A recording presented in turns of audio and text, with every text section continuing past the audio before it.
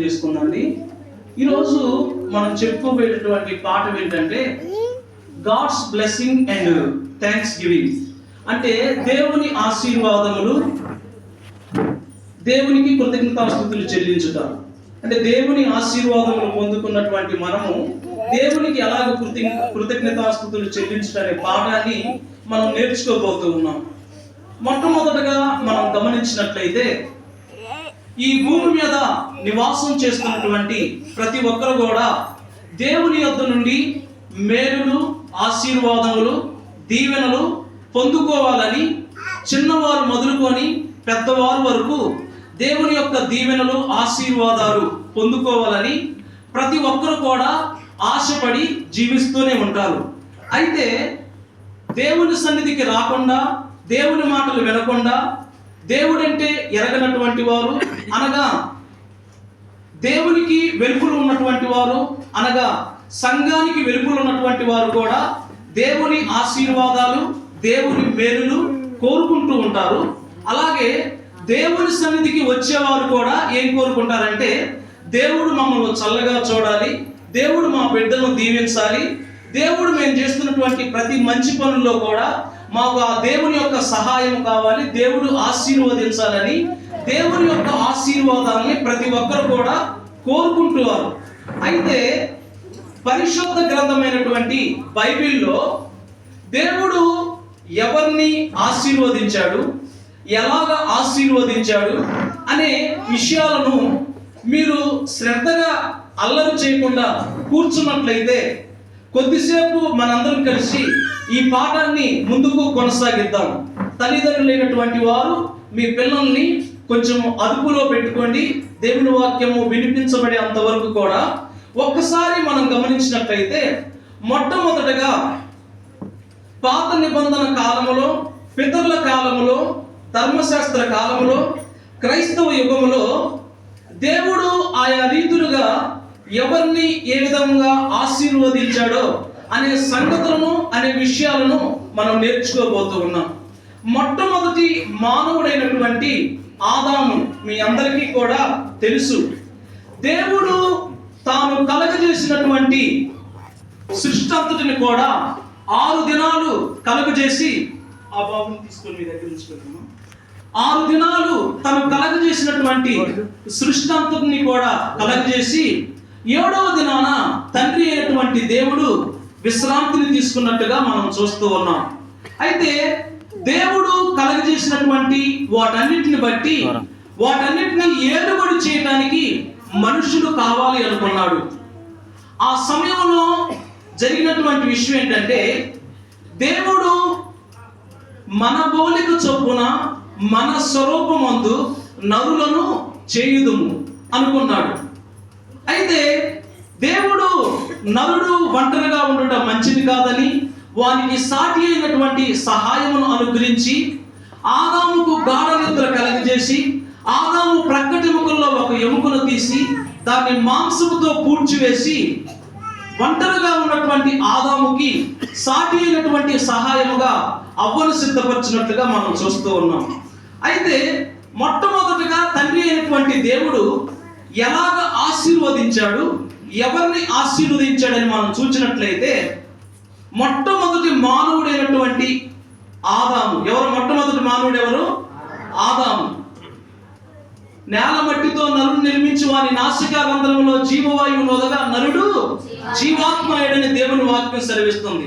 దేవుడు కలగజేసినటువంటి ఆదాముకి సాటి అయిన సహాయముగా అవ్వను అనుగ్రహించినప్పుడు ఈ భూమి మీద మొట్టమొదటిగా దేవుడు ఆదామును, అవ్వను ఆశీర్వదించాడు.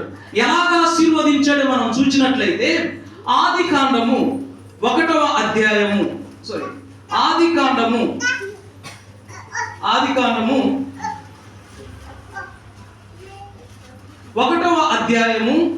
28వ వచనాన్ని నేను మీ కొరకు చదువుతూ ఉన్నాను, గమనించండి. ఆది కాండము 1వ అధ్యాయము 28వ వచనాన్ని నేను మీ కొరకు చదువుతూ ఉన్నాను, గమనించండి. దేవుడు వారిని ఆశీర్వదించును ఎట్లనగా, మీరు ఫలించి అభివృద్ధి పొంది విస్తరించి భూమిని నిండించి దానిని లోపర్చుకొనుడి, సముద్రపు చేపలను, ఆకాశ పక్షులను, భూమి మీద ప్రాకు ప్రతి జీవుని ఏలుడని దేవుడు వారితో చెప్పును. అంటే మొట్టమొదటిగా దేవుడు ఎవరిని ఆశీర్వదించాడు? ఆదాముని, అవ్వని ఆశీర్వదించాడు. ఎలాగ ఆశీర్వదించాడు? వారిని ఆశీర్వదించి ఎట్లనగా, మీరు ఒకటి ఫలించి, ఫలించిన తర్వాత ఏం చెందాలి? అభివృద్ధి పొంది, అభివృద్ధి పొందిన తర్వాత విస్తరించి భూమిని నింపండి అన్నట్లుగా మనం చూస్తూ ఉన్నాం. అంటే మొట్టమొదటగా తండ్రి అయినటువంటి దేవుడు ఎవరిని ఆశీర్వదించాడంటే ఆదామును, అవ్వను ఆశీర్వదించినట్లుగా మనం చూస్తూ ఉన్నాం. రెండవదిగా మనం చూసినట్లయితే ఆదికాండము 14వ అధ్యాయము, నేను మీ కొరకు చదువుతూ ఉన్నాను, గమనించండి ఈ మాటలు. ఆదికాండము 14వ అధ్యాయము, ఆదికాండము 14వ అధ్యాయము 18వ వచనం నుంచి చదువుతూ ఉన్నాను. మరియు షాలేము రాజైన మెల్కీషెదెకు రొట్టెను ద్రాక్షారసమును తీసుకొని వచ్చెను. అతడు సర్వోన్నతుడగు దేవునికి యాజకుడు. అప్పుడు అతడు అబ్రహామును ఆశీర్వదించి, ఎలాగ ఆశీర్వదిస్తున్నాడు చూడండి.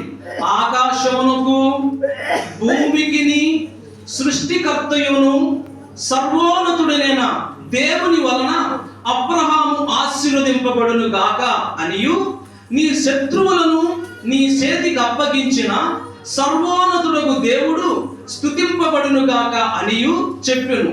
అప్పుడు అతడు అన్నిటిలో ఇతనికి 10వ వంతు ఇచ్చెను. ఎప్పుడు? యాజకుడైనటువంటి రాజు అయినటువంటి, అక్కడ షాలేము రాజు అయినటువంటి మెల్కీషెదెక్ అనే యాజకుడు అతన్ని ఆశీర్వదించిన తర్వాత ఈ అబ్రహాము అన్నిటిలో దేవునికి ఏమి ఇచ్చాడు? 10వ వంతు చెల్లించాడు. అంటే ఇప్పుడు పాత నిబంధన కాలంలో 10వ భాగం మనం దేవునికి ఇవ్వాలి.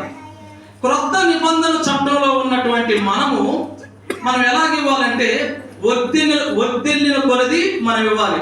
ఉదాహరణకు నా దగ్గర 100 రూపాయలు ఉన్నాయి. ఎంత ఉన్నాయి? 100 రూపాయలు ఉన్నాయి. అయితే ఈ 100 రూపాయల్లో 10వ భాగం ఎంత? 10 రూపాయలు. అంటే క్రొత్త నిబంధన చట్ట క్రింద ఉన్నటువంటి వర్ధిల్లిన కొలది ఎక్కువ ఇవ్వాలంటే 10వ భాగం కంటే ఎక్కువ అంటే 11 రూపాయలు ఇవ్వచ్చు, ఎక్కువైంది కదా. 12 రూపాయలు ఇవ్వచ్చు, ఎక్కువే కదా. 13 రూపాయలు ఇవ్వచ్చు, ఎక్కువే కదా. 14, 15 ఎక్కువ కదా. అంటే 10 రూపాయల కంటే ఎక్కువ. అంటే 100 రూపాయలకి 10 అంటే పాత నిబంధనలో.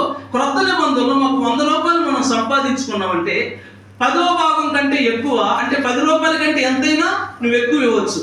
కనుక మీరు గమనించినట్లయితే దేవుని వాక్యంలో ఇప్పుడు ఎంతమందిని దేవుడు ఆశీర్వదించాడు? ఒకటి, ప్రారంభ మానవుడైనటువంటి ఆదామును, అవ్వను దేవుడు ఏం చేశాడు? ఆశీర్వదించాడు. అర్థమైంది అక్కడ వరకు.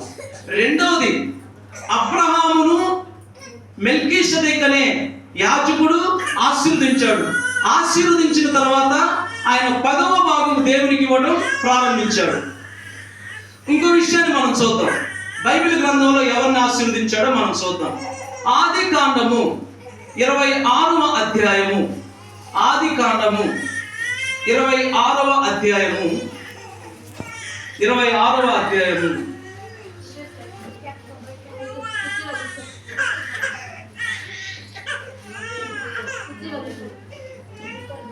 ఆదికాండము 26వ అధ్యాయంలోని 12వ వచనాన్ని నేను మీ కొరకు చదువుతూ ఉన్నాను, గమనించండి.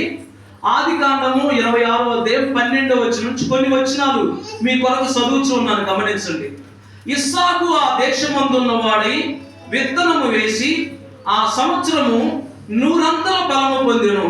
యెహోవా అతనిని ఆశీర్వదించెను కనుక ఆ మనుషుడు గొప్పవాడాయను. అతడు మిక్కిలి గొప్పవాడగు వరకు క్రమక్రమముగా అభివృద్ధి పొందుచూ వచ్చెను.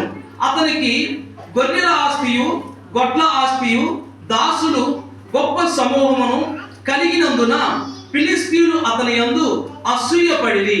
ఇక్కడ మనం గమనించినట్లయితే అబ్రహాము కుమారుడైనటువంటి ఇస్సాకును కూడా ఎవరు ఆశీర్వదించాడు?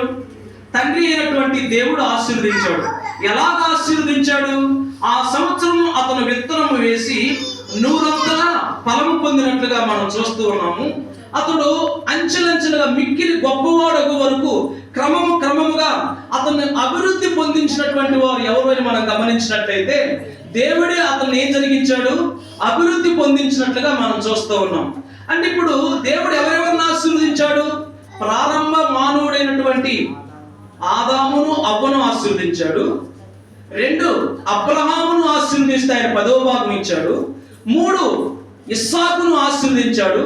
క్రమక్రమంగా ఆయన విస్తరించే వరకు కూడా ఆశీర్వదించినట్లుగా మనం చూస్తూ ఉన్నాం.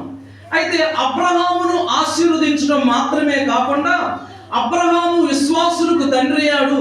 అబ్రహాము వాగ్దాన దేశాన్ని స్వతంత్రించుకున్నాడు. అబ్రహాము దేవునికి స్నేహితుడయ్యాడు. కనుక మనం గమనించినట్టయితే అబ్రహాము సంతానంలో నుంచే మరి యేసుక్రీస్తు వారు వచ్చినట్లుగా దేవుని యొక్క వాక్యము కూడా మనకు తెలియజేస్తూ ఉంది. అయితే ఇప్పుడు మరొక విషయాన్ని కూడా మనం గమనించినట్లయితే ప్రసంగి గ్రంథము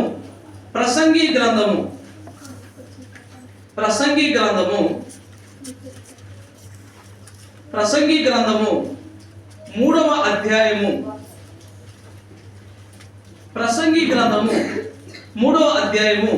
12వ వాక్య భాగాన్ని నేను మీ కొరకు చదువుతూ ఉన్నాను, గమనించండి. 3వ అధ్యాయము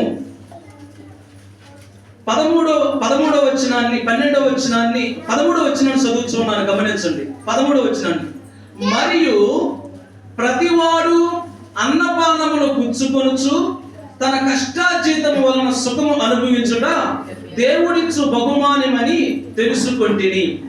అంటే ఈ మాటలు మనం చాలా జాగ్రత్తగా గమనించినట్లయితే మనము ఆహారం తీసుకుంటూ మన రెక్కల కష్టార్జితము మనము అనుభవించాలన్నా ఎవరు ఆశీర్వాదం కావాలంటే దేవుని యొక్క ఆశీర్వాదము మనకు కావాలి. ఎవరు ఆశీర్వాదం కావాలి?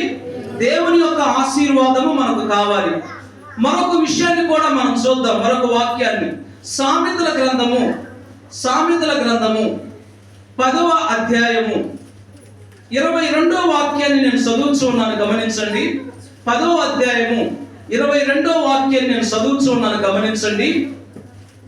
యెహోవా ఆశీర్వాదము ఐశ్వర్యమిచ్చును, నరుల కష్టము చేత ఆ ఆశీర్వాదము ఎక్కువ కాదు. యెహోవా ఆశీర్వాదం ఏమిస్తుంది? మనకి ఐశ్వర్యాన్ని ఇస్తూ ఉంది. కింద ఏమని రాయబడిందంటే నరుల కష్టము చేత ఆ ఆశీర్వాదం ఎక్కువ కాదు. దేవుడిచ్చేటటువంటి ఆశీర్వాదము మనం కూలి పనికి వెళ్ళినంత మాత్రాన, ఉద్యోగం చేసినంత మాత్రాన, వ్యాపారం చేసినంత మాత్రాన ఇంకా ఏ పనులు మనం చేసుకున్నంత మాత్రాన దేవుని ఆశీర్వాదము లేకపోతే మనం కష్టపడినా మనం ఆశీర్వదింపబడలేము. మనం కష్టపడినా మనం ఆశీర్వదించబడలేము. అందుకోసమే 10వ అధ్యాయం 22వ వచనం ఏమంటాడంటే యెహోవా ఆశీర్వాదము ఐశ్వర్యం ఇచ్చును, నరుల కష్టము చేత ఆ ఆశీర్వాదము ఎక్కువ కాదు అని దేవుని వాక్యం సెలవిస్తోంది. మరొక వాక్యాన్ని నేను మీకు చూపిస్తూ ఉన్నాను. 115వ కీర్తన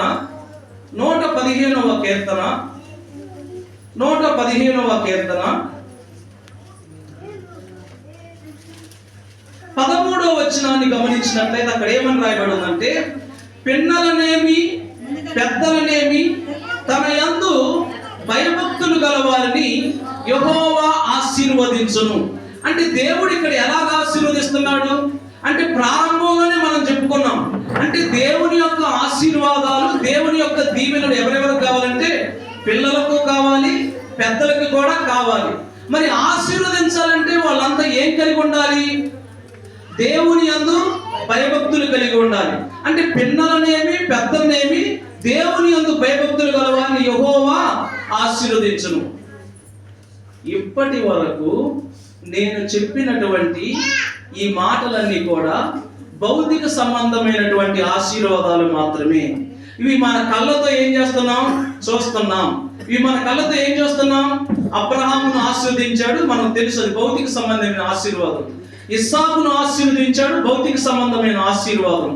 అలాగే మరి ఆదాము అవ్వను కూడా తండ్రి అయిన దేవుడు ఆశీర్వదించాడు, అది భౌతిక సంబంధమైనటువంటి ఆశీర్వాదమే. అంటే ఇప్పుడు దేవుని సన్నిధికి వచ్చినప్పుడు మనము కోరుకుంటాం సహజంగా ఈ భౌతిక సంబంధమైనటువంటి ఆశీర్వాదాలు వద్దని నేను చెప్పడం లేదు. ఇవి ఎంత అవసరమో కేవలము వ్యాపారములో, ఉద్యోగములో, కూలి పనుల్లో, ఇంకా అనేకమైనటువంటి రంగాల్లో మనం ఆశీర్వదించబడటం అనేది ఇది భౌతిక సంబంధమైనటువంటి ఆశీర్వాదమే. అయితే ఆత్మ సంబంధమైనటువంటి ఆశీర్వాదాలు కూడా ఉన్నాయి. ఏమున్నాయి? ఆత్మ సంబంధమైనటువంటి ఆశీర్వాదాలు మన కళ్ళతో మనం చూడము, భౌతిక సంబంధమైన ఆశీర్వాదాలు మన కళ్ళతో మనం చూస్తూ ఉన్నాం. ఏంటి ఆత్మ సంబంధమైనటువంటి ఆశీర్వాదాలను మనం గమనించినట్లయితే, ఇప్పుడు చదవద్దు, ఇందాకనే ఒక మాట ప్రారంభంలో మనం చదువుకొని ఉన్నాము. ఎఫెసీయులకు రాసిన పత్రిక 1వ అధ్యాయము 3 నుంచి 6 వచనాలు మనం ఆల్రెడీ చదువుకున్నాం. అక్కడ ఏమున్నాయంటే ఆత్మ సంబంధమైనటువంటి ఆశీర్వాదాలు ఉన్నాయి. ఏమున్నాయి అక్కడ? ఆత్మ సంబంధమైనటువంటి ఆశీర్వాదాలు ఉన్నాయి. ఏంటి అని మనం గమనించినట్లయితే, మొట్టమొదటగా కొలస్సీయులకు రాసిన పత్రిక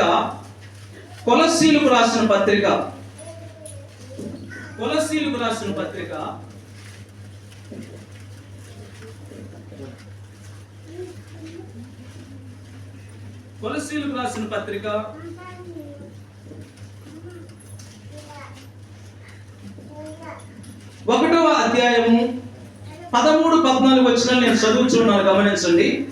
కొలస్సీయులకు రాసిన పత్రిక 1వ అధ్యాయం 13-14 వచనాలు నేను చదువుతున్నాను, గమనించండి.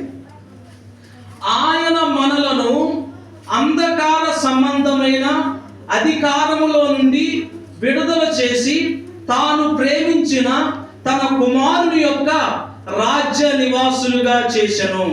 అంటే ఇక్కడ గమనించినట్లయితే ఆ కుమారుని యందు మనకు విమోచనము అనగా పాప క్షమాపణ కలుగుచూ ఉన్నది. ఇక్కడ గమనించినట్లయితే కొలస్సీయులకు రాసిన పత్రిక 1వ అధ్యాయం 13వ వచనం 14వ వచనంలో ఆయన మనలను అంధకార సంబంధమైన అధికారములో నుండి విడుదల చేసి, అంటే అంధకార సంబంధమైన అధికారం అంటే చీకటిలో నుంచి, పాపములో నుంచి మనలను విడుదల చేసి తాను ప్రేమించిన, అంటే తండ్రి అయినటువంటి దేవుడు తన కుమారుడైన యేసుక్రీస్తుని ప్రేమించిన తన కుమారుని యొక్క రాజ్య నివాసులుగా చేసెను. కుమారుని యందు మనకు విమోచనం అనగా పాప క్షమాపణ కలుగుచూ ఉంది. అంటే ఆత్మ సంబంధమైన ఆశీర్వాదం ఏంటి అని మనం గమనించినట్లయితే, తండ్రి అయినటువంటి దేవుడు యేసు ప్రభువు ద్వారా మనకు రాజ్య నివాసంలో ఏర్పాటు చేశాడు. రాజ్య నివాసంలో చేరేటటువంటి భాగ్యాన్ని అనుగ్రహించాడు. ఇంకా గమనించినట్లయితే పాపానికి క్షమాపణ కలిగించాడు. ఏం కలిగించాడంట? పాపానికి క్షమాపణ కలిగించాడు. హృదయము అన్నిటికంటే మోసకరమైనది, అది ఘోరమైనటువంటి వ్యాధి కలిగిందని దేవుని వాక్యం సెలవిస్తూ ఉంది. కనుక పాపానికి వచ్చేటటువంటి జీతము మరణం అని దేవుని వాక్యం సెలవిస్తూ ఉంది.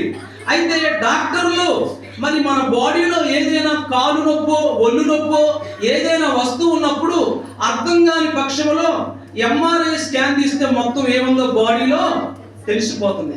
కానీ పాపం అనే ఈ హృదయంలో ఉన్నటువంటి పాపాన్ని ఏ డాక్టర్ కూడా కనుక్కోలేడు, ఏ వైద్యుడు కూడా కనుక్కోలేడు. కనుక మనం గమనించినట్లయితే మనందరం కూడా గతంలో ఈ లోకములో జీవిస్తున్నాము. ఈ లోకములో దేవునికి ఇష్టం కాని కార్యాల్లో జీవించాము. ఈ లోకములో దేవునికి చిత్తం కాని నడతలో మనం నడిచాము, పాపములో జీవించాము. ఆ అంధకారములో నుండి మనల్ని విడుదల చేసి ఆయన రాజ్య నివాసులుగా చేసి మనకేం కలిగించాడంటే పాప క్షమాపణ కలిగించాడు. ఏం కలిగించాడు?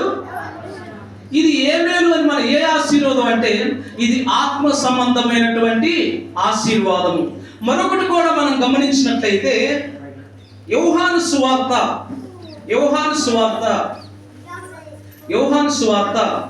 1వ అధ్యాయము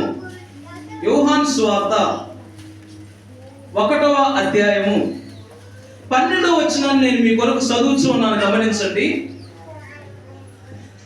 యోహాను సువార్త 1వ అధ్యాయం 12వ వచనం ఏమని రాయబడిందంటే, తన్ను ఎందరూ అంగీకరించరో వారందరికీ అనగా తన నామమునందు విశ్వాసం ఉంచిన వారికి దేవుని పిల్లలగుటకు ఆయన అధికారము అనుగ్రహించును. దేవుని పిల్లలగుటకు ఆయన అధికారం అనుగ్రహించును. రెండవ ఆత్మ సంబంధమైనటువంటి ఆశీర్వాదం ఏంటంటే మనందరం కూడా దేవుని పిల్లలు అవ్వడానికి యేసు ప్రభు వారి ద్వారా తండ్రి అయినటువంటి దేవుడు మనకు కృప చూపించాడు. రెండో ఆత్మ సంబంధమైనటువంటి ఆశీర్వాదం ఏంటి? మనందరం కూడా దేవునికి ఏమై ఉన్నాము? పిల్లలమై ఉన్నాము. ఏమై ఉన్నాము?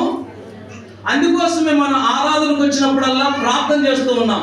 నా తండ్రి, నా దేవ, నాకు సహాయం చేయయ్యా, నా ప్రార్థన ఆలకించయ్యా అని ఇలా షో అండ్ షో అనుకుంటా మనం దేవునికి ఏం చేస్తూ ఉన్నాం? ప్రార్థన చేస్తూనే ఉన్నాం. గమనించండి, మనం దేవునికి కుమారులైనటువంటి ఆత్మ సంబంధమైన ఆశీర్వాదాన్ని ఇచ్చాడు. మీకు అర్థం అవటం కోసం ఒక విషయం చెబుతున్నా. గ్రామంలో ప్రెసిడెంట్ గారి యొక్క పిల్లలకు ఒక ప్రత్యేకత ఉంటుంది. ఎమ్మెల్యే గారి పిల్లలకి ఒక ప్రత్యేకత ఉంటుంది. మంత్రి గారి పిల్లలకి ఒక ప్రత్యేకత ఉంటుంది. కలెక్టర్ గారి పిల్లలకి ఒక ప్రత్యేకత ఉంటుంది. ముఖ్యమంత్రి గారి పిల్లలకి ఒక ప్రత్యేకత ఉంటుంది. ప్రధానమంత్రి గారి పిల్లలకి ఒక ప్రత్యేకత ఉంటుంది. రాష్ట్రపతి గారి పిల్లలకి ఒక ప్రత్యేకత ఉంటుంది. అంటే ఇప్పుడు నేను చెప్పినటువంటి వేలకు ఈ భూమి మీద ఉంటున్నటువంటి మనకు ఒక తండ్రి ఉన్నాడు. ఎక్కడున్నాడు ఆయన? పరలోకములో నివాసం చేస్తూ ఉన్నాడు. అయితే మనందరం కూడా వారికి పిల్లలు మనం కాదులే కానీ మనందరం కూడా ఎవరికి పిల్లలమయ్యామంటే దేవునికి పిల్లలమయ్యాము. ఎవరికి పిల్లలమయ్యాము? దేవునికి పిల్లలమయ్యాము. ఎంత గొప్ప ధన్యతో తెలుసుకోండి ఈ మాట. ఆత్మ సంబంధమైనటువంటి ఆశీర్వాదం అంటే ఇది సామాన్యమైన విషయం కాదు. నీవు మందిరములోనికి రాగానే నీ మనసులో నేను ఎవరి కుమారునయ్యాను? నేను దేవునికి కుమారునయ్యాను, నేను దేవునికి బిడ్డనయ్యాను. నీకు ఆలోచన నీ మనసులో, నీ మనస్సాక్షిలో, నా హృదయం, మీ హృదయంలో కూడా నాటితే వస్త్రాలు లేవని చింతపడవు, ఆహారం లేవని చింతపడవు, అనారోగ్యంగా ఉంటున్నానని చింతపడవు, ఇంకేదో కలవరాలు, సమస్యలు, ఆవేదనలతో కూడా నీవు బాధపడవు. మొట్టమొదటిగా నువ్వు ఎక్కడికి వచ్చావంటే నీ తండ్రిని ఆరాధించడానికి వచ్చావు. ఎక్కడికి ఆరాధించావు? నీ తండ్రిని ఆరాధించడానికి, నీ తండ్రిని పూజించడానికి, గణపరచడానికి, ప్రార్థన చేయడానికి ఈ స్థలంలో వచ్చావు. తండ్రికి పిల్లలయ్యావంటే తండ్రి స్వాస్థ్యంలో మనకేముంటది? పాలుంటుంది, అనగా హక్కు మనకుంటది. అంటే తండ్రి ఏ ఆస్తినైతే కలిగి ఉన్నాడో పిల్లలు కూడా హక్కుదారులు అవుతారు. అంటే మనందరికీ పరలోకంలో ఒక తండ్రి ఉన్నాడు. ఆయనకు మనం పిల్లలై ఉన్నాము. మనం ఆయన స్వాస్థ్యానికి హక్కుదారులమై ఉన్నాము. ఏమై ఉన్నాము? ఆయన స్వాస్థ్యానికి మనం హక్కుదారులై ఉన్నాము. ఆ స్వాస్థ్యము మనం ఎప్పుడు పొందుకుంటామంటే అది పరలోకములో ఉన్నప్పుడు మనము పొందుకొని ఉంటాము. కనుక ప్రియమైనటువంటి దేవుని బిడ్డలారా, ఇప్పుడు ఎన్నో ఆత్మ సంబంధమైన ఆశీర్వాదం గురించి చెప్పుకున్నాం మనము. రెండు, ఒకటి మన పాపము నుంచి విడుదల కలిగించింది, రాజ్య నివాసులుగా చేర్చబడ్డాము. రెండో విషయం ఏంటంటే దేవునికి మనము పిల్లల పుట్టుకు తండ్రి అయినటువంటి దేవుడు యేసు ప్రభు ద్వారా మనకేమని అనుగ్రహించాడు? ఆధిక్యతను అనుగ్రహించాడు. అది రెండవ ఆశీర్వాదము. ఆత్మ సంబంధమైన మరొక ఆశీర్వాదం ఏంటి అని మనం గమనించినట్లయితే గలతీయులకు రాసిన పత్రిక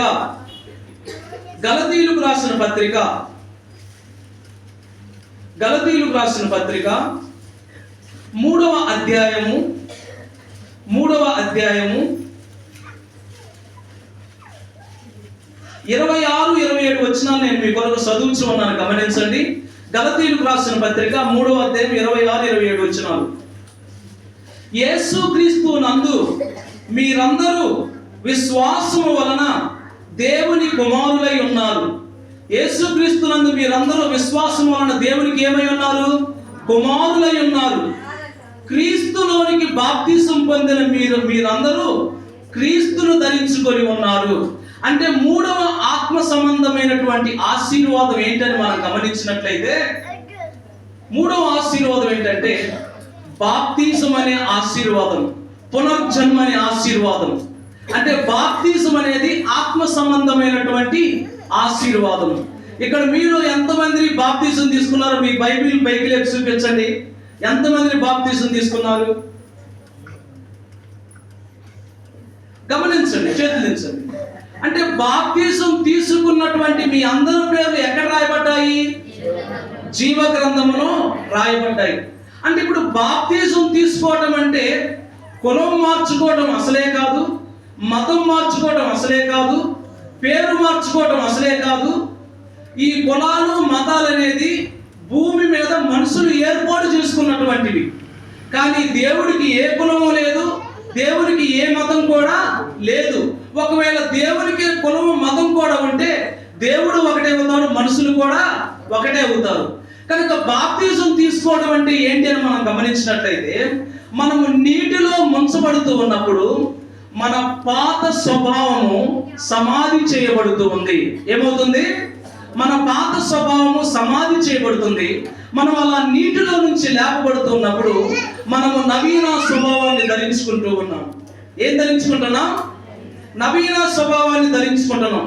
అంటే కొత్త ఆలోచనలు, కొత్త తలంపు. అంటే వెనకున్నవి మరిచి ఇదిగో పాతవి గతించును, అన్నీ కూడా సమస్తము కొత్తగా విను, పాతవి గతించును. అంటే వెనకటి పాపపు ఆలోచనలు, పాపపు పద్ధతులు వీటన్నిటిని కూడా సమాధి చేయబడ్డాయి. ఆ నీటిలో నుంచి లేపబడుతూ ఉన్నప్పుడు మనం ఎలా ఉంటున్నామంటే నూతనమైనటువంటి స్వభావాన్ని ధరించుకుంటున్నాం. అయితే ఈ బాప్తిజం తీసుకునే ప్రక్రియలో చేతులకి గాజులు వేసుకోవద్దని బైబిల్ అయితే చెప్పలేదు, చెవులకి దిద్దులు పెట్టుకోవద్దని బైబిల్ అయితే చెప్పలేదు, ఇంకా మరి మెడలో మంగళసూత్రాలు తీసేయమని బైబిల్ చెప్పలేదు. అయితే దేవుని వాక్యం ఏం తెలియజేస్తుందంటే అధిక అలంకరణ వద్దని చెప్పాడు. ఏమన్నాడు? అధిక అలంకరణ వద్దని చెప్పాడు. నేనున్నా, ఇప్పుడు నేను పాయింట్ సెట్ వేసుకున్నా, దీనివల్ల ఏమైనా ప్రాబ్లం ఉందా చూసే వాళ్ళకి? ఏది కూడా లేదు. అంటే మీరు గమనించినట్లయితే అధిక అలంకరణ వద్దు, తగు మాత్రం వరకే, అసలు వేసుకోవద్దని చెప్పాల. మనము వేసుకోవాల్సినంత వరకే వేసుకోవాలని చెప్పాడు, అంతేగాని అసలు వేసుకోవద్దని చెప్పలేదు. కనుక ప్రియమైనటువంటి దేవుని బిడ్డలారా, దేవుని వాక్యంలో మనం గమనించినట్లయితే మరొక ఆత్మ సంబంధమైనటువంటి ఆశీర్వాదం ఏంటంటే యోహాను సువార్త 6వ అధ్యాయము యోహాను సువార్త 6వ అధ్యాయము 54వ వచనాన్ని నేను మీ కొరకు చదువుతున్నాను, గమనించండి. నా శరీరము తిని నా రక్తము త్రాగువాడే నిత్య జీవము గలవాడు, అంత్యదినమున నేను వానిని లేపుదును. నా శరీరము తిని నా రక్తము త్రాగువాడే నిత్య జీవము గలవాడు, అంత్యదినమున నేను వానిని లేపుదును. అంటే ఈ మాటలు మనం చాలా జాగ్రత్తగా గమనించినట్లయితే 4వ ఆత్మ సంబంధమైన ఆశీర్వాదం ఏంటంటే మనకు నిత్య జీవము అనుగ్రహించబడుతుంది. ఏంటి? ఏ ఆశీర్వాదము? నిత్య జీవము అనుగ్రహించబడుతుంది. నా శరీరము నా రక్తం అన్నాడు. నా శరీరం అంటే ఎవరి శరీరము? దేవుని శరీరం కాదు. నా శరీరం అంటే క్రీస్తు శరీరము. మనిషి యొక్క పాపమును తీసివేయడానికి పరిశుద్ధుడు రక్తం మాత్రమే పాపాన్ని తీసివేయగలదు. మేకల యొక్కయు గొడ్ల యొక్కయు కోడెల యొక్కయు రక్తము పాపమును తీసివేయలేదులే, కానీ కేవలం పరిశుద్ధుడైనటువంటి యేసుక్రీస్తు రక్తము మాత్రమే పాపమును తీసివేస్తుంది. మన రక్తము పరిశుద్ధమైనది కాదు, మన రక్తము పాప సంబంధమైనదే.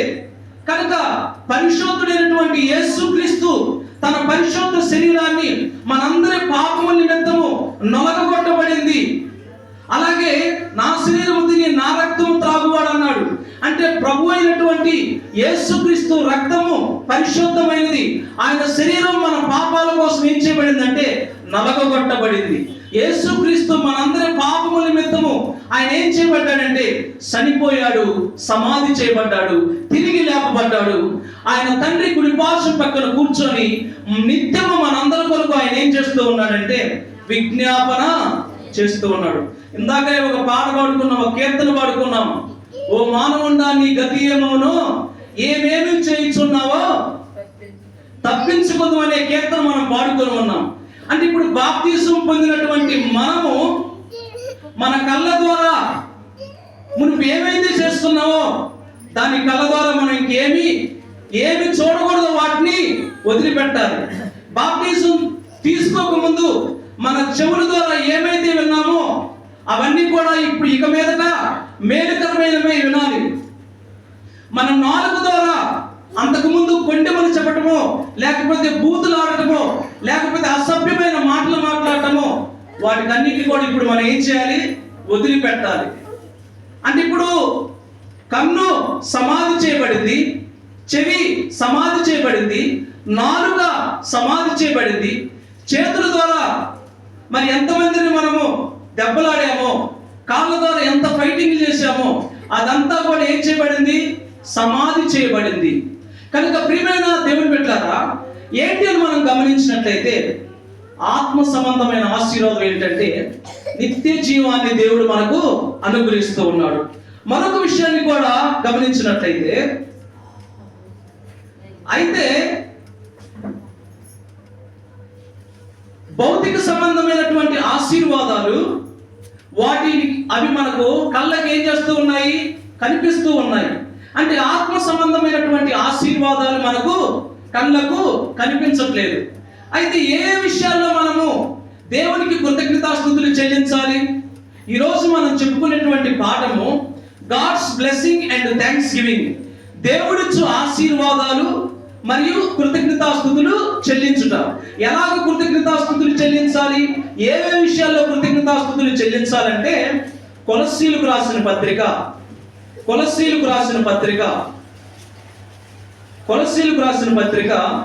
1వ అధ్యాయము 3-4 వచనాలు మీ కొరకు నేను చదువుతూ ఉన్నాను. కొలస్సీలకు రాసిన పత్రిక 1వ అధ్యాయము 3-4 వచనాలు మీ కొరకు నేను చదువుతూ ఉన్నాను. పరలోకమందు మీ కొరకు ఉంచబడిన నిరీక్షణను బట్టి, పరలోకమందు మనకు ఒక నిరీక్షణ ఉంది. పరలోకమనందు మీ కొరకు ఉంచబడిన నిరీక్షణను బట్టి క్రీస్తు యేసునందు మీకు కలిగి ఉన్న విశ్వాసమును గురించి, పరిశుద్ధులందరి మీద మీకున్న ప్రేమను గురించి మేము విని ఎల్లప్పుడూ మీ నిమిత్తము ప్రార్థన చేయొచ్చు మన ప్రభువు యేసు క్రీస్తు యొక్క తండ్రి అయిన దేవునికి కృతజ్ఞతాస్తుతులు చెల్లించుచున్నాము. ఇది కూడా ఆత్మ సంబంధమైనటువంటి ఆశీర్వాదమే. ఆశీర్వాదాలంటే మనం వేరే కావండి, ఇంకా ఉన్నాయి ఆశీర్వాదాలు. ఈ ఆశీర్వాదాలను బట్టి మనం దేవునికి ఏం చెల్లించాలి? కృతజ్ఞతాస్తుతులు చెల్లించాలి. పరలోకమందు మీ కొరకు ఉంచబడిన నిరీక్షణ బట్టి ఒకటి. రెండోది, క్రీస్తు యేసునందు మీకు కలిగి ఉన్న విశ్వాసమును గూర్చి, పరిశుద్ధులందరి మీద మీకున్న ప్రేమను గూర్చి మేము విని ఎల్లప్పుడూ మీ నిమిత్తము ప్రార్థన చేయొచ్చు మన ప్రభువు యేసుక్రీస్తు యొక్క తండ్రి అయిన దేవునికి కృతజ్ఞతాస్తుతులు చెల్లించాలి.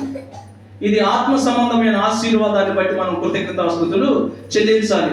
ఇంకేంటి మనం ఆత్మ సంబంధమైన ఆశీర్వాదాల్లో కృతజ్ఞతలు చెల్లించాలంటే కొలస్సీలకు రాసిన పత్రిక 1వ అధ్యాయము 9-12 వచనాలు గమనించినట్లయితే, అందుచేత ఈ సంగతి వినిన నాట నుండి మేమును మీ నిమిత్తము ప్రార్థన చేయుట మానక మీరు సంపూర్ణ జ్ఞానమును ఆత్మ సంబంధమైన వివేకము గలవారును ఆయన చిత్తమును పూర్ణముగా గ్రహించిన వారునై ప్రతి సత్కార్యములో సఫలులగుచు దేవుని విషయమైన జ్ఞానమందును అభివృద్ధి పొందుచు అన్ని విషయములలో ప్రభువును సంతోషపెట్టునట్లు ఆయనకు తగినట్టుగా నడుచుకొనవలెననియు ఆనందముతో కూడిన పూర్ణమైన ఓర్పును దీర్ఘశాంతమును కనపరచునట్లు ఆయన మహిమా శక్తిని బట్టి సంపూర్ణ బలముతో బలపరచబడవలెననియు తేజోవాసులైన పరిశుద్ధుల స్వాస్థ్యములో పాలివారగుటకు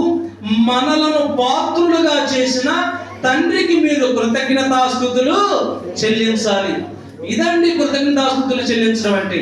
భౌతిక సంబంధమైన ఆశీర్వాదాలు మాత్రమే కాదు, ఆత్మ సంబంధమైన ఆశీర్వాదాల్లో ఇది కూడా. దీన్ని బట్టి మనం కృతజ్ఞతాస్తుతులు చెల్లించాలి. తేజోవాసులైన పరిశుద్ధుల స్వాస్థ్యములో పాలివారు మగుటకై మనలను పాత్రులుగా చేసిన తండ్రికి మీరేం చెల్లించాలి? కృతజ్ఞతాస్తుతులు చెల్లించాలి. ఇది ఆత్మ సంబంధమైన ఆశీర్వాదం. మరొక విషయాన్ని కూడా మనం గమనించినట్లయితే కొలస్సీలకు రాసిన పత్రిక 2వ అధ్యాయము, కొలస్సీలకు రాసిన పత్రిక 2వ అధ్యాయము 6వ వచనం నుంచి మనం చూసినట్లయితే, కొలస్సీలకు రాసిన పత్రిక 2వ అధ్యాయము 6వ వచనం నుంచి మనం చూసినట్లయితే, కావున మీరు ప్రభువైన క్రీస్తు యేసును అంగీకరించిన విధముగా ఆయన యందు వేరుపారిన వారి, ఎవరి యందు? యేసుక్రీస్తు నందు వేరుపారిన వారి ఇంటి వలె కట్టబడుచు, మీరు నేర్చుకొనిన ప్రకారముగా విశ్వాసమందు స్థిరపరచబడుచు, కృతజ్ఞతాస్తుతులు చెల్లించుట యందు విస్తరించుచు ఆయన యందుండి నడుచుకొనిడి. విస్తరించుచు ఆయన యందుండి నడుచుకొనిడి. ఇది కూడా ఆత్మ సంబంధమైన ఆశీర్వాదం అండి. దీన్ని బట్టి మనం ఏం చెల్లించాలంటే, ప్రభు అయిన యేసుక్రీస్తు ద్వారా తండ్రి అయిన దేవునికి మనం కృతజ్ఞతాస్తుతులు చెల్లించాలి. 3వ విషయాన్ని కూడా గమనించినట్లయితే, కొలస్సీలకు రాసిన పత్రిక 3వ అధ్యాయము 15వ వచనంలో మనం చూసినట్లయితే, కొలస్సీలకు రాసిన పత్రిక 3వ అధ్యాయం 15వ వచనంలో, క్రీస్తు అనుగ్రహించు సమాధానము మీ హృదయములలో ఏలుచుండనీయుడి. అంటే క్రీస్తు మనకేమనుగ్రహించాడు? సమాధానం అనుగ్రహించాడు. అంటే గతంలో మనకు సమాధానం ఉందా? లేదు. ఎందుకు లేదు? మనము ఈ లోకములో జీవిస్తూ ఉన్నాము, ఈ లోకానుసారముగా జీవిస్తున్నాం కాబట్టి ఇప్పుడు ప్రభు అయినటువంటి యేసుక్రీస్తు మనకేం కలిగించాడంటే సమాధానమును కలిగించాడు. ఏం కలిగించాడు? సమాధానమును కలిగించాడు. ఎలాగా? క్రీస్తును మనం అంగీకరించుకుని బట్టి మనకు సమాధానం కలిగి ఉంది. సమాధానం మీ హృదయములో వేలుచుండనీయుడి, ఇందుకొరకే మీరు ఒక్క శరీరముగా పిలువబడితిరి. శరీరం అంటే ఒక్క సంఘముగా మనము పిలువబడితిమి. సంఘానికి శిరస్సు ఎవరు? ప్రభు అయినటువంటి యేసుక్రీస్తు. ఆ సంఘములో మనమందరం ఏమై ఉన్నాము? అవయవములై ఉన్నాము. కనుక తండ్రి అయినటువంటి దేవుడు ఏదైనా ఒక గొప్ప కార్యం జరిగించాలంటే సంఘము ద్వారా తండ్రి జరిగిస్తాడు. ఎలా జరిగిస్తాడు? సంఘము ద్వారా తండ్రి జరిగిస్తాడు. అడుగు వాటన్నిటికంటేను, ఊహించు వాటన్నిటికంటేను అత్యధికముగా చేయగల దేవునికి క్రీస్తు యేసు మూలముగా తరతరములు మహిమ కలుగునుగా కానీ దేవుని యొక్క వాక్యం మనకు తెలియజేస్తుంది. అంటే సంఘము వెలుపల ఉంటే కాదు, సంఘములో నుండే దేవుడు గొప్ప కార్యాలను మనకు జరిగిస్తూ ఉంటాడు. మరొక విషయాన్ని కూడా మనం గమనించినట్లయితే, కొలస్సీలకు రాసిన పత్రిక 3వ అధ్యాయం 17వ వచనంలో, మరియు మాట చేత గాని క్రియ చేత గాని మీరు ఏమి చేసినను ప్రభు అయిన యేసు ద్వారా తండ్రి అయిన దేవునికి కృతజ్ఞతాస్తుతులు చెల్లించుచు సమస్తమును ఆయన పేరట చేయుడి. అంటే మాట చేత గాని క్రియ చేత గాని మీరు ఏమి చేసినను ప్రభు అయిన యేసుక్రీస్తు ద్వారా తండ్రి అయినటువంటి దేవునికి కృతజ్ఞతాస్తుతులు చెల్లించాలి. ఒక కొత్త వస్తువు కనుక్కున్నా, ఒక వాహనం కనుక్కున్నా, ఒక ఇల్లు కట్టించుకున్నా, ఒక వ్యాపారంలో వర్తిల్లినా, వ్యవసాయంలో వర్తిల్లినా, ఇంకా పిల్లల చదువులో వర్తిల్లినా, ఇంకా ఆత్మ సంబంధంగా వాక్యం చెప్పుటలో, సంఘము విస్తరించబడుటలో, దేవుని స్తుతించుటలో, సంఘాలను కట్టుటలో, వీటన్ని విషయంలో కూడా దేవుడు మన యొద్ద నుండి ఏం కోరుకుంటున్నాడంటే కృతజ్ఞతాస్తుతులను కోరుకుంటూ ఉన్నాడు. ఉదాహరణకు గమనించినట్లయితే, ఇప్పుడు మీరు ఒక బ్యాంక్ దగ్గరికి వెళ్ళారనుకోండి, అక్కడ ఏదో విత్డ్రా ఏదో ఫామ్ రాస్తున్నారు. ఈ లోపల మీ దగ్గర పెన్ను లేదు. వెంటనే పక్క వాళ్ళు మనం అడగకుండా పెన్ను తీసుకొని పర్వాలేదని ఇచ్చారు. అంటే ఇప్పుడు మన అవసరం తీరిపోయింది. ఇప్పుడు మనం ఏం చేస్తున్నాం? ఇప్పుడు దానికి రిటర్న్ ఏం చెబుతున్నాం అంటే కృతజ్ఞతాభావం కలిగి ఆయనకి ఏం చెబుతున్నాం? మనము థ్యాంక్స్ చెబుతున్నాం. అలాగే మనం కూడా దేవుడు చేసినటువంటి ప్రతి మేలును బట్టి దేవునికి ఏం చెల్లించాలి? కృతజ్ఞతాస్తుతులు చెల్లించాలి. కృతజ్ఞతాస్తుతులు చెల్లించడం అంటే ఏంటి?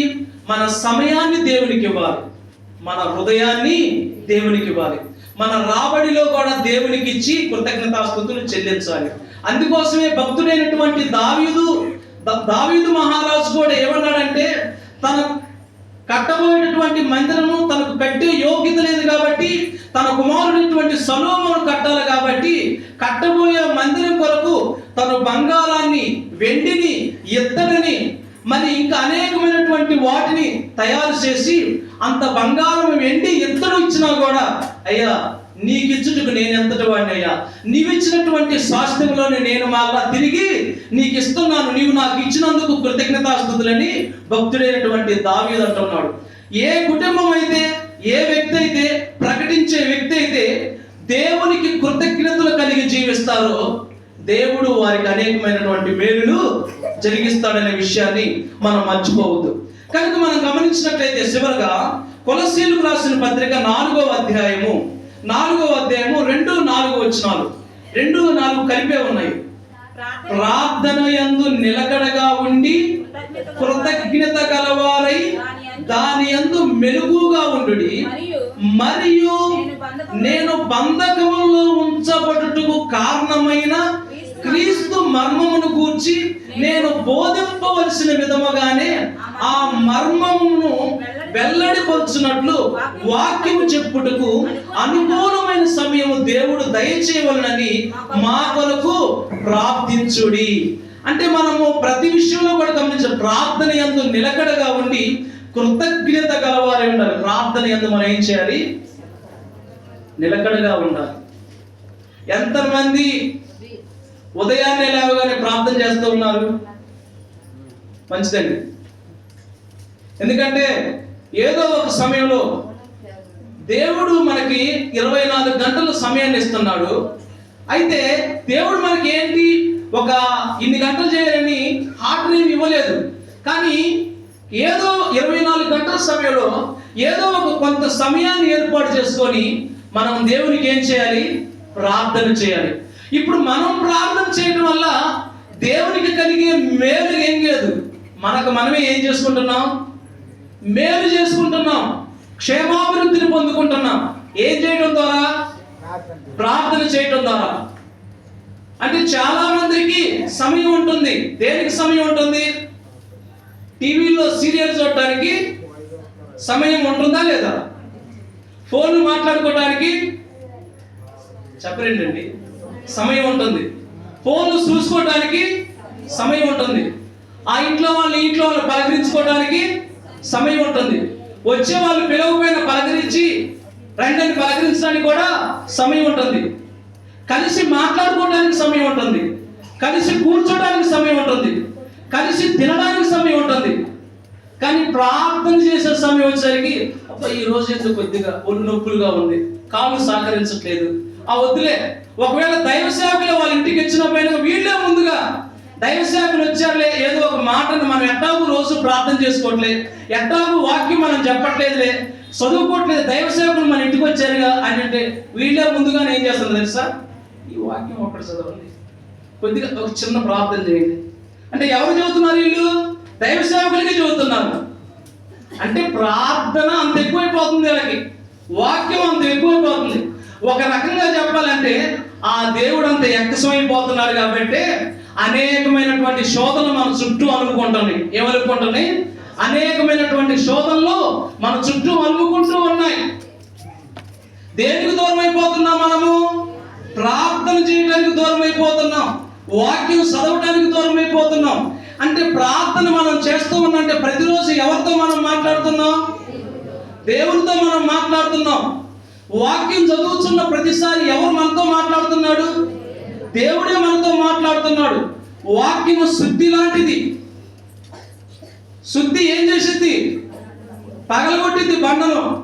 వాక్యం కూడా ఖండించింది, బుద్ధి చెప్పింది, గద్దించింది. మనకి వాక్యము అద్దం లాంటిది. అంటే మనం వాక్యం అనే అద్దంలో మనం చూస్తున్నప్పుడు నా గురించి ఎవరు చెప్పాల్సిన పని లేదు. నాకు ఆల్రెడీ వాక్యం చదువుతుంటే ఏమర్థమైంది? అమ్మో నేను ఎలాగ మాట్లాడాలో, ఎలాగ ప్రవర్తించాలో, ఎలాగ చూడాలో, ఎలాగ ఉండాలో వాక్యం చదువుతున్నప్పుడే, వాక్యం అనే అర్థంలో చూస్తున్నప్పుడు నాకు తెలుస్తూనే ఉంటాయి. అంటే మీకు కదా, మీకు కూడా వాక్యం చదువుతున్నప్పుడు మీకు కూడా తెలుస్తూనే ఉంటాయి. వాక్యము పాల వంటిది, పాలతో పాల్చబడింది. అంటే పాలు మన శరీరానికి ఏం కలిగిస్తాయి? బలాన్ని ఇస్తాయి, ఆరోగ్యాన్ని ఇస్తాయి. అలాగే ఈ వాక్యాన్ని ఎవరైతే చదువుతారో, ఎవరైతే ధ్యానిస్తారో వాళ్ళు ఆరోగ్యంగా ఉంటారండి. ఎలాగుంటారు? ఆరోగ్యంగా ఉంటారు. కనుక ప్రార్థన చేసే ప్రతిసారి కూడా మన ఇంటిలో మనం క్షేమాభివృద్ధిని కలిగి ఉంటాం. ఎందుకంటే మన ఆత్మ సంబంధమైనటువంటి జీవితం ఎవరితో పెనవేసుకొని ఉంటుందంటే దేవునితో పెనవేసుకొని ఉంటుంది, దేవునితో సంబంధం కలిగి ఉంటుంది. కనుక ప్రియమైన దేవుని బిడ్డలారా, ఈ సమయంలో మీరు గమనించినట్లయితే మనము ప్రార్థన యందు కృతజ్ఞత కలిగిన వారమై ఉండాలని దేవుని యొక్క వాక్యం మనకు తెలియజేస్తుంది. అయ్యా ఆరాధనకి రండి అని ఇప్పుడు బ్రతిలాడే సమయం వస్తుంది, ప్రార్థనకు రండి అని బ్రతిలాడే సమయం వస్తుంది. ప్రార్థనకు రావాలంటే ఫోన్లు చేయాల్సి వస్తుంది, ఫోన్లు చేసినా రావట్లేదు, మరలా చేసినా కానీ మాకు చెప్పలేదు అని రకరకాల సమస్యలు వస్తూ ఉన్నాయి. అయితే మనందరం కూడా ఎలా ఉండాలంటే వధువైనటువంటి సంఘముగా ఉన్నటువంటి మనము వరుడైనటువంటి ప్రభు అయినటువంటి యేసుక్రీస్తు వస్తూ ఉన్నాడు. ఎప్పుడు వస్తాడో నాకు తెలియదు, ఆ డేట్ కూడా నాకు తెలియదు. కానీ మనందరం కూడా ఎలా ఉండాలంటే బుద్ధి కలిగినటువంటి కన్యకల వలె ఉండాలి. 10 మంది కన్యకలు ఉన్నారు, వాళ్ళు ఎలాగున్నారు? బుద్ధిమంతులై ఉన్నారు. 5గురు బుద్ధి కలిగిన వాళ్ళు ఉన్నారు, 5గురు బుద్ధి లేని వారుగా ఉన్నారు. బుద్ధి కలిగినటువంటి కన్యకలు వారి డ్యూటీలో మరి నూనెను సిద్ధపరచుకొని పెళ్లి కుమారుడు ఎప్పుడు వస్తారని వాళ్ళు ఎదురు చూస్తూ ఉన్నారు. మిగిలిన 5గురు ఏం చేశారు? ఎప్పుడు వస్తారని అనుకొని వాళ్ళు అలాగే ఉన్నారు. యేసు ప్రభువు రానే వచ్చాడు. ఆ సిద్ధంలో నూనె ఎవరు సిద్ధపరచుకున్నారో వాళ్ళు మాత్రమే తీసుకొని వెళ్ళారు. మిగిలిన వాళ్ళంతా ఏం చేయబడ్డారు? ఎడవబడినట్టుగా మనం చూస్తూ ఉన్నాం. ప్రియమైనటువంటి దేవుని బిడ్డలారా, ఈ భూమి మీద మన యొక్క జీవితము 70 సంవత్సరాలు లేదా 80 సంవత్సరాలు మాత్రమే. అసలు మిగిలిన లైఫ్ అంతా ఎక్కడుంది మనకు చెప్పండి? మిగిలిన లైఫ్ అంతా ఎక్కడుందంటే పరలోకంలో ఉంది. అంటే కొద్ది సంవత్సరాలు పడే ఈ ప్రయాసకు మనం ప్రాధాన్యత ఇద్దామా? కొన్ని సంవత్సరాలు ఉండే ఈ భూమి మీద మనం ప్రాముఖ్యతనిద్దామా? పరలోకానికి మనం ప్రాముఖ్యతనిద్దామా? పరలోకం వెళ్ళేదానికి మనం ప్రాముఖ్యతనిద్దామా? చెప్పండి. పరలోకానికి మనం ప్రాముఖ్యత ఇవ్వాలి. పరలోకానికి ప్రాముఖ్యత అంటే ఈ భూమి మీద ఉన్నప్పుడే దేవుని కార్యాన్ని మనం ఎలా చేయాలి? శ్రద్ధగా చేయాలి. కనుక ప్రియమైనటువంటి సంగమా, ఈ సమయంలో మనం దేవుని యొక్క మాటల్లో నుంచి దేవుని ఆశీర్వాదములు మరియు దేవునికి కృతజ్ఞతాస్తుతులు చెల్లించడం. భూ సంబంధమైన ఆశీర్వాదాలు మనకు కనబడుతూనే ఉన్నాయి. అవి అందరికీ కావాలి, వద్దని నేను చెప్పట్లేదు. ఒకటి, ఆదామును అవ్వను ఆశీర్వదించాడు, అబ్రహామును ఆశీర్వదించాడు, ఇస్సాకును ఆశీర్వదించాడు, మన రెక్కల కష్టార్జితాన్ని ఆశీర్వదించాడు, యెహోవా ఆశీర్వదించేవాడు. ఇవన్నీ మనకు తెలుసు. ఇవి కాకుండా ఆత్మ సంబంధమైనటువంటి ఆశీర్వాదాలు కూడా ఉన్నాయి. వాటిని బట్టి మనం దేవునికి ఏం చేయాలంటే కృతజ్ఞతాస్తుతులు చెల్లించాలి. ఈ వాక్యం చేత నన్ను నేను హెచ్చరించుకుంటూ మిమ్మల్ని వాక్యం చేత హెచ్చరిస్తూ మీ అందరికీ నా వందనాలు తెలియజేస్తున్నాను. అందరికీ వందనాలు. ఈ సమయంలో మనం ప్రభు బలలో